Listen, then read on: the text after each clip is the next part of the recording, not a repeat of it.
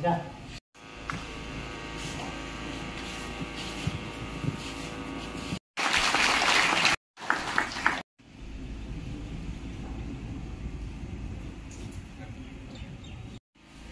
केवल print media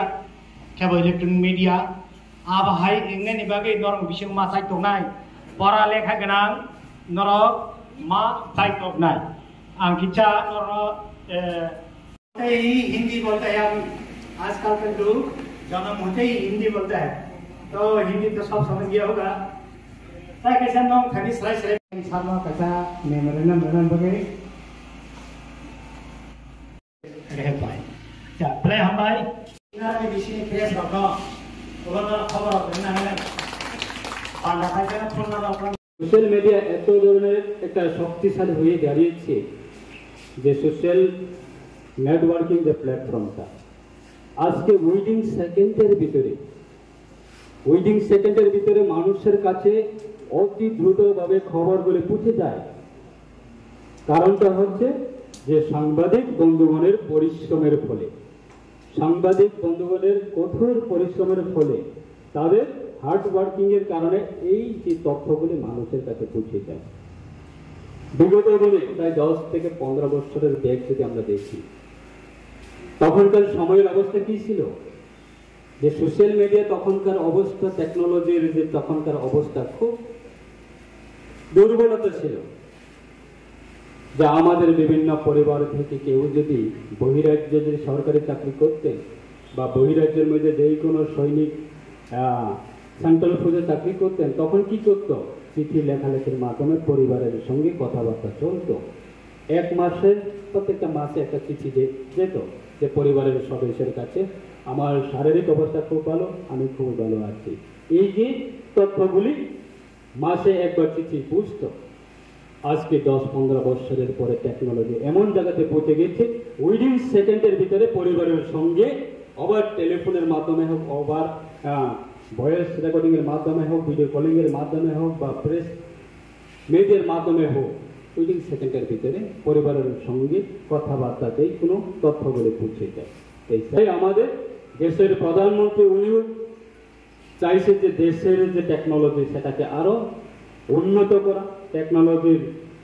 সিস্টেমটাকে আরো ডেভেলপমেন্ট করা তার জন্য এডুকেশন আমাদের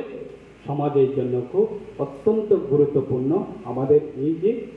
এডুকেশন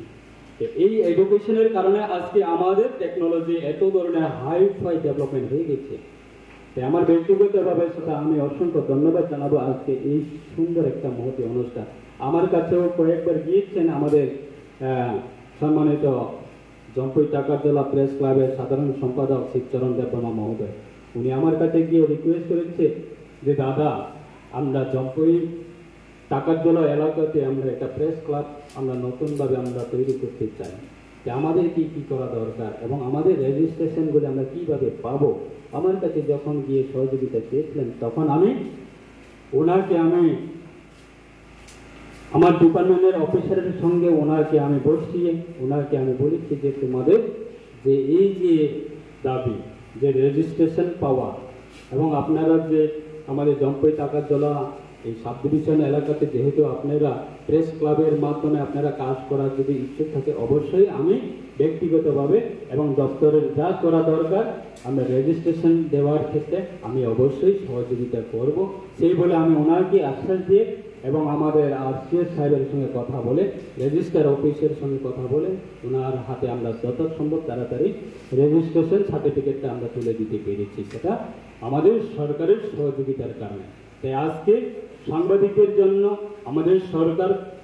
অবশ্যই আপনাদের জন্য বিভিন্ন দিক দিয়ে আমাদের সাংবাদিক বন্ধুগণদের জন্য সহায়তা করা সাহায্য করা এবং সরকারের বিভিন্ন ধরনের সুযোগ সুবিধা আপনাদের যে মূল্যের পাওনা সেইগুলো পৌঁছে দেওয়ার জন্য সরকার অবশ্যই কাজ করছে তাই আগামী দিনে আপনারা আমাদের পাশে থাকবে এবং সরকার অবশ্যই প্রত্যেকটা সাংবাদিক বন্ধুগণদের পাশে থাকবে এবং সাংবাদিকরাও যারা বিভিন্ন ধরনের সাংবাদিক এখন তো টেকনোলজির মাধ্যমে হয়ে গেছে যে আজকে ইউটিউবার আছে বা বিভিন্ন